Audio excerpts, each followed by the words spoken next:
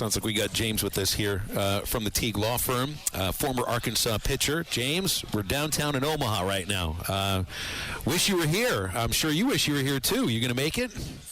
I'm not going to make it. I got too much going on. Sorry to hop on here a little late on you. Yeah, we couldn't make it work this year, but we'll be watching. Well, real life, and then there's Father's Day and everything. Of course, you get the young family, but they got past Tennessee. I'm not going to say easy because that first game wasn't easy. The second game, I think they were able to cruise a little bit. Just thoughts on what you saw from the Super Regional and how that can carry over here to Omaha, if it can. Yeah, I think we saw a pretty dominant performance out of Root on Friday. It was kind of one of those rise to the moments. Is he going to show up and be kind of the guy that we think he could be, or is he going to maybe fold under the pressure? And he dominated. I think that at bat, him and Fisher is kind of must-see TV. I mean, that's probably an at bat that will live in infamy and Hogs fans for a while.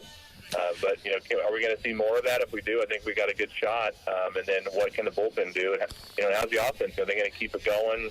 Can the Loy brothers kind of pick it up? I mean, it seems to me offensively that Davalon has been kind of leading the pack, and then it's been hit or miss with the timely hitting. But when the pieces come together, I mean, it's a tough team to beat. You hit on something that I think might be overlooked isn't the right idea, but we focus on the idea of big things so often, team power, velocity on the mound, making great plays in the field and all that kind of stuff. But the double play that you're talking about, I thought the two biggest plays of the entire Super Regional were the double plays that they got Fisher to ground into. And that's, the guys have to turn the double plays.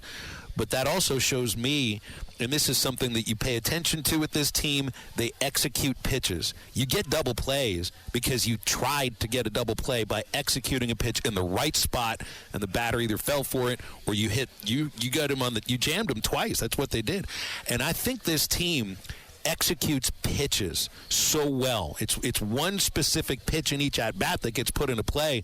There's a whole series of pitches that leads to that moment. And I mean, Matt, James, we'll talk about you come to pitch at Arkansas because they have these great facilities for pitchers and the technology, and they'll ramp up their velocity and everything. But there's something about being here and working with Matt where I just think they get better at executing pitches. That's a strength for this team. Yeah, I think you've seen that out of the bullpen, too.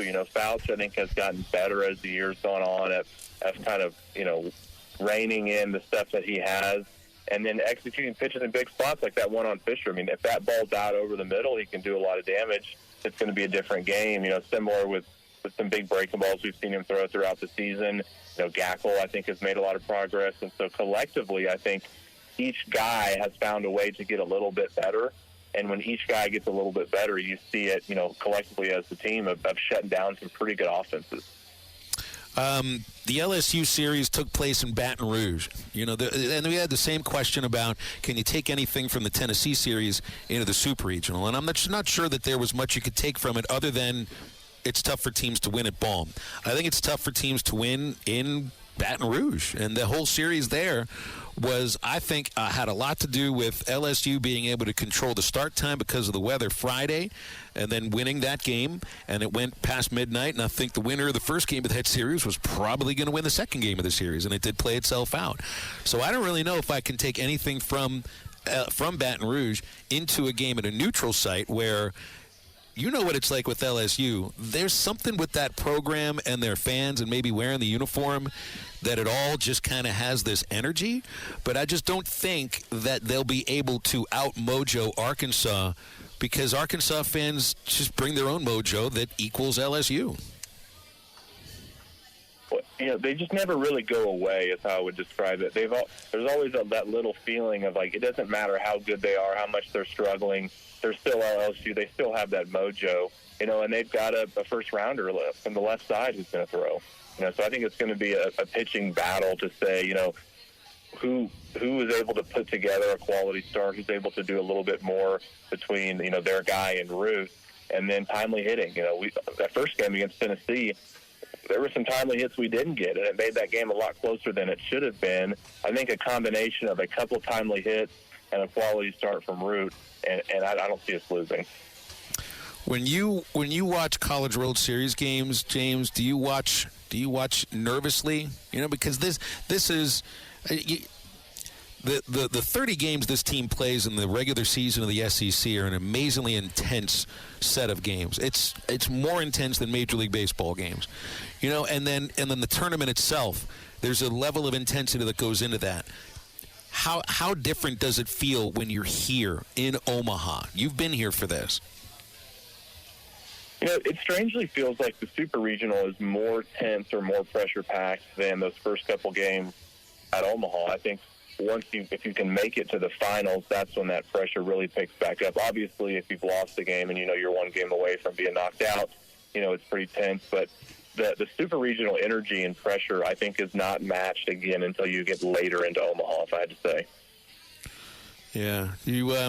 You have the sense that the country's rooting for the Hogs. When I look on social media, at least, I have a sense that there's a lot of fan bases out there, that even fan bases of teams that Arkansas plays every single year, and they're thinking if we can't win it, we'd like Dave Van Horn to win one. I'm feeling that right now. I wonder, as somebody that played for Dave, how that feels. Yeah, I think the consensus is there for sure, especially I think most people would acknowledge that on paper Arkansas is the best team. And so you say on paper this is probably the best team. They've got the most deserving coach, and they've got, a staff and a fan base who has seen some pain. Me and my wife were joking. She said, I'm so excited for this series, but I don't know if I'm ready to be hurt again. Yeah. We're all right there with it. And so I think it's almost like the other fans are like, all right, they've been through enough. They've done their time. This one's for them. They're the best team, and they got a great coach who deserves it. I think a lot of people do feel that way, and that's a matter of executing and getting there. Dave always lets his assistants handle their jobs. He doesn't micromanage or anything. What was your interaction with Dave like when you played for him? It's not like he leaves the pitchers alone. I mean, he communicates with everybody, but he's not in on. He'll watch the bullpen session, but he's not teaching you the things that Journey was teaching. So what was your interaction with Dave Van Horn like when you played for him? I think Dave really trusts the coaches he has around him. When it was Jorn there, what Jorn thought or felt about who was ready to go or not, I think he gave a lot of deference to that opinion. Ultimately, you're going to answer to him. And so if he wants you out of the game, he's going to come get you kind of deal. But in terms of how's this guy feeling, what's the stuff look like, who do you like, I think that there's a lot of collaboration there. And ultimately, he's going to take in the information from everyone on the staff, take it in from Hobbs, and then make the best decision that he can. I think that's what he's done and will continue to do. BetOnline is the world's most trusted betting platform and your number one source for all your sports betting action. With baseball season in full swing, BetOnline has more ways to stay in on the action with the latest odds, news, scores, and even live in-game betting while the games are being played. We keep the dog days of summer rolling with the largest selection of odds on everything. With updated odds on the MLB, UFC, and boxing to tennis and NFL futures, BetOnline remains the best online source for all your sports wagering information. In between games, head over to the BetOnline Casino with all the top Vegas-style games, including poker and live casino. BetOnline, the game starts here.